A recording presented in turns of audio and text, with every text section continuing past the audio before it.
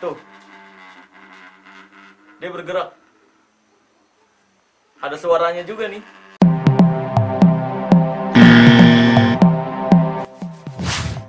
Video kali ini gue akan kembali membongkar rahasia di balik ilmu yang katanya hitam dan ilmu yang katanya putih. Karena ini adalah ilmu merah. Bus. Pada ilmu merah kali ini, gue akan membongkar rahasia di balik benda yang katanya udah diisiin jin. Atau kalau bahasa di perdukunannya kan yang suka berkedok agama tuh dibilangnya benda ini udah diisiin kodam. Atau benda ini ada jin muslim. Benda ini ada isinya. Dan lain sebagainya. Biasanya yang dilakukan para dukun ini untuk membuktikan atau memperlihatkan benda ini ada isinya beneran, ya, isi ya, udah kayak tahu ya, ada isinya ya. Tapi ini katanya isinya tuh makhluk goib, wah, padahal bukan ya. Ya biasanya benda tersebut akan terlihat bergetar atau bergerak sendiri kelihatannya. Nah dengan bergerak sendiri tersebut, si dukun ini biasanya bilang ke korbannya bahwa, nah ini bukti bahwa di dalamnya ini ada jinnya. Ada isinya dan lain sebagainya. Ini jangan-jangan isinya siluman toge ya, sama siluman wortel ya. Udah kayak tahu.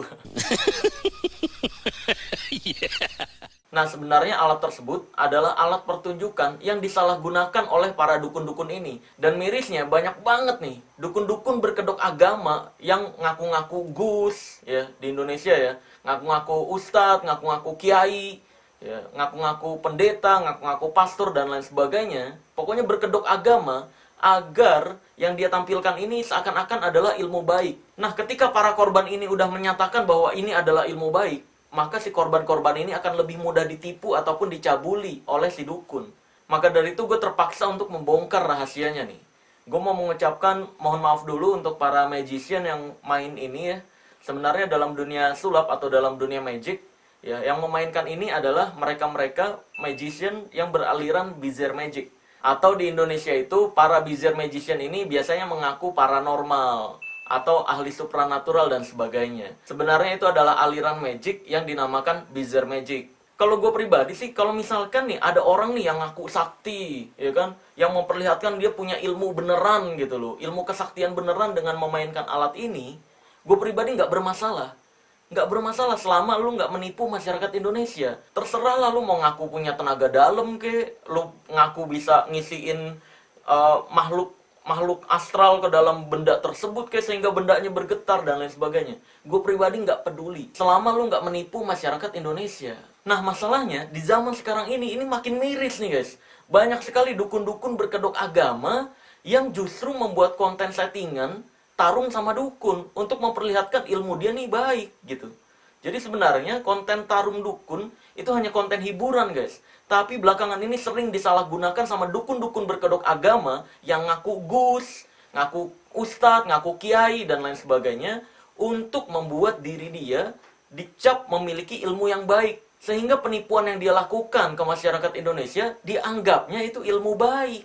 Nah kalau kayak gini kan kasihan gitu orang-orang awam di Indonesia yang niatnya pengen berobat dengan pengobatan tradisional tapi malah ditipu gitu.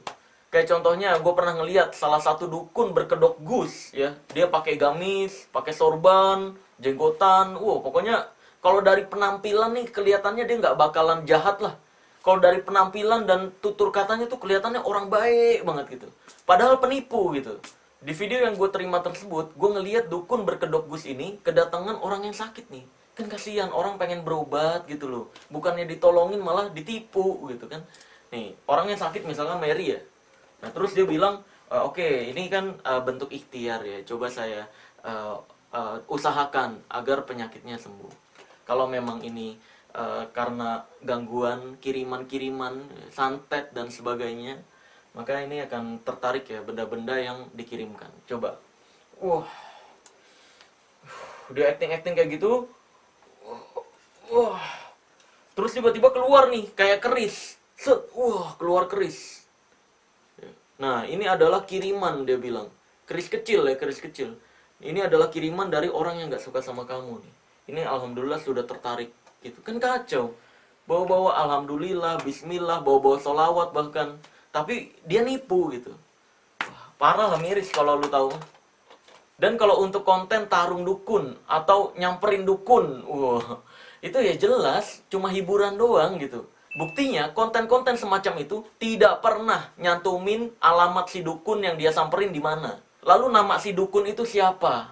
Medsosnya apa? Nggak pernah sama sekali. Karena yang dia samperin adalah temennya dia sendiri yang udah dibayar untuk pura-pura jadi dukun. Tapi untuk gue pribadi nih, mereka-mereka yang membuat konten settingan semacam itu hanya untuk hiburan atau bahan tontonan di YouTube yang mereka dapat keuntungan dari AdSense, bukan menipu masyarakat Indonesia, ya gue pribadi nggak masalah. Karena ya memang dunia hiburan nggak untuk dipercayai, hanya untuk sekedar ditonton.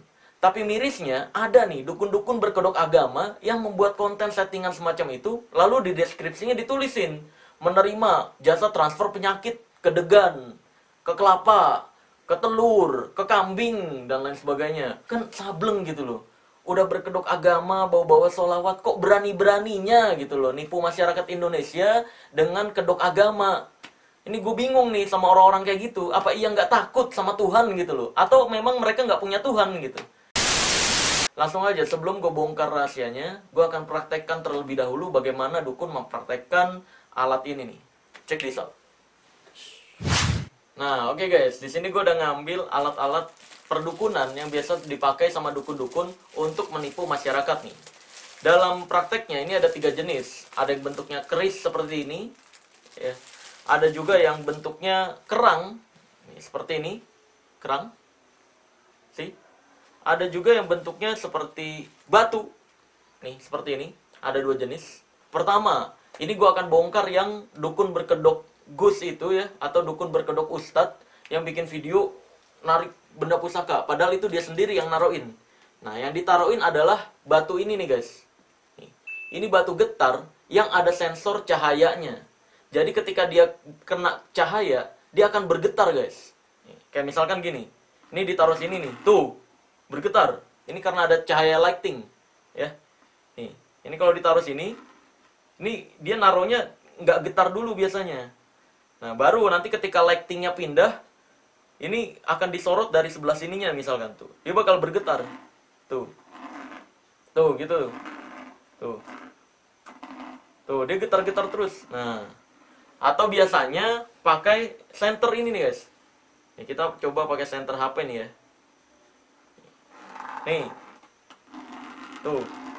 Disenterin HP dia bergerak. Ini di dalamnya ada sensor cahaya, guys.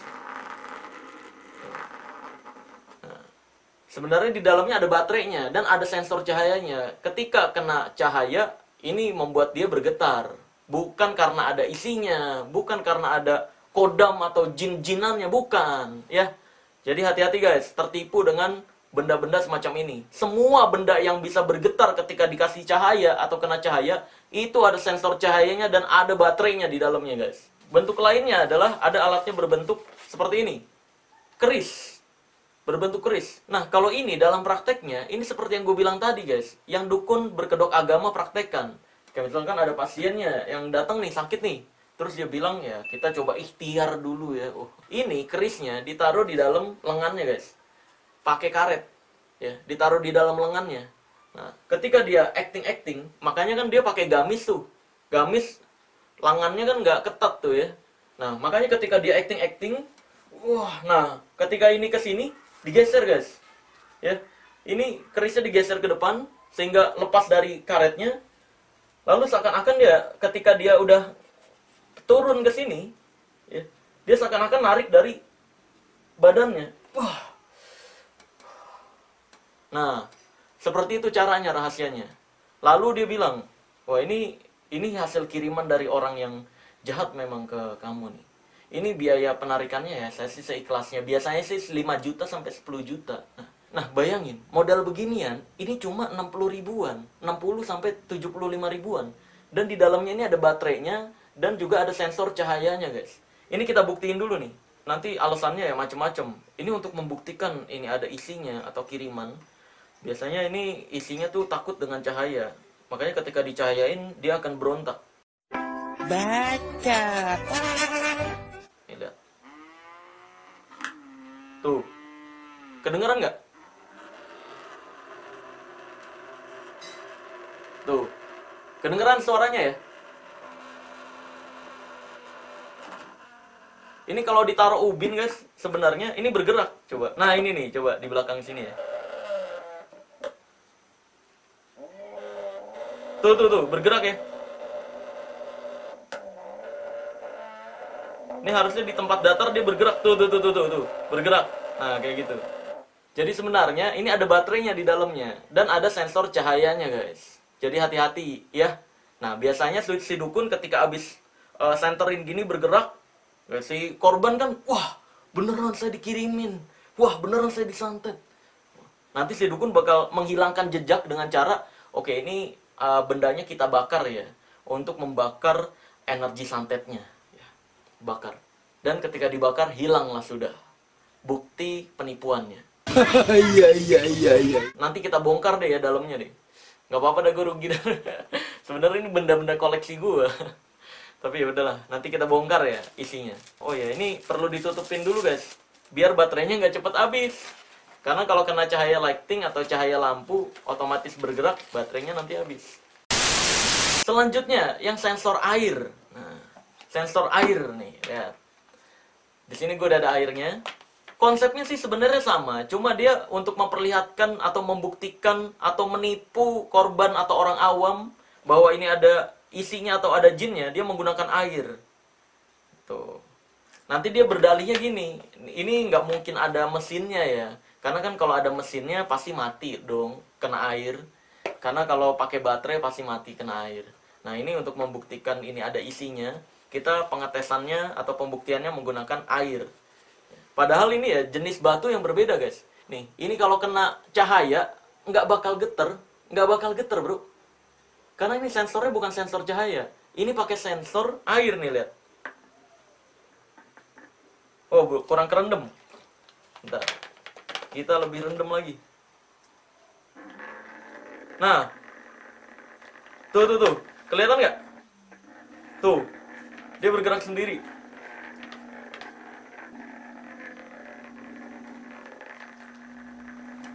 Tuh. Kayak gitu. Jadi sebenarnya sensor air, di dalamnya ada baterainya dan ada sensor airnya. Ketika kena air, dia akan bergerak. See? This is fake. Ya, jadi ini adalah alat guys, untuk pertunjukan sebenarnya. Bukan untuk penipuan. Jadi please, kembalikan dunia keajaiban ke pertunjukan, bukan penipuan. Lalu selanjutnya, di sini ada yang bentuk kerang. Untuk konsepnya ya sama aja seperti tadi, kayak penarikan benda pusaka lah, terus pengobatan kayak tadi, ujung-ujungnya orang keluar benda ini, terus dibuktiin lah bahwa benda ini ada jinnya dengan cara direndam air. Bentar. Ini yang cahaya atau yang air? Oh ini cahaya guys ternyata. Wah, berarti yang punya gue yang habis tuh yang air justru. Bentar, ini gue kesiniin dulu deh. Dah bang. Kita coba senterin. Ini juga sama, bergetar. Tuh. Kelihatan nggak? Tuh. Dia bergerak. Ada suaranya juga nih.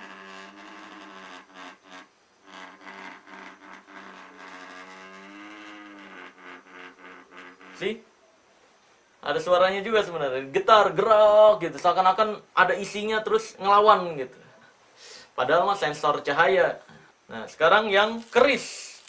Keris yang sensor air. Ini keris.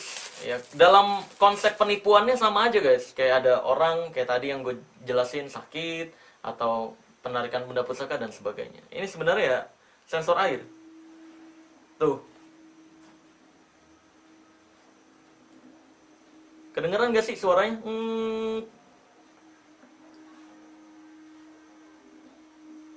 Tuh.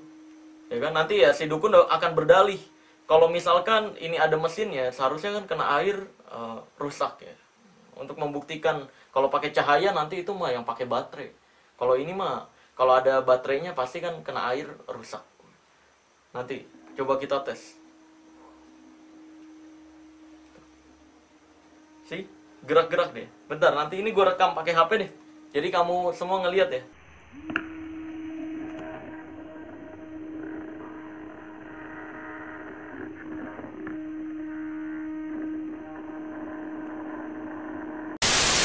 Nah, kurang lebih kayak gitu guys. Jadi ada dua jenis nih, ada sensor cahaya dan juga ada sensor air. Ya, hati-hati tertipu dengan alat-alat yang seperti ini nih. Oke. Untuk bahannya ya memang ini terbuat dari batu ya, terbuat dari batu gitu. Cuma dalamnya ada sensornya, ada air, ada baterainya dan sebagainya. Sekarang langsung aja kita akan bongkar nih isi dari keris ini sebenarnya apa ya. Ntar ini gue taruhin bawah dulu. Ini yang sensor cahaya ya. Aduh gile sih. Ya udah nggak apa-apa nih, gue patahin ya. See? Di sininya nggak ada apapun. Nah, yang ada sensornya tuh di sininya guys. Kita getok dulu. Pakai batu mani gajah.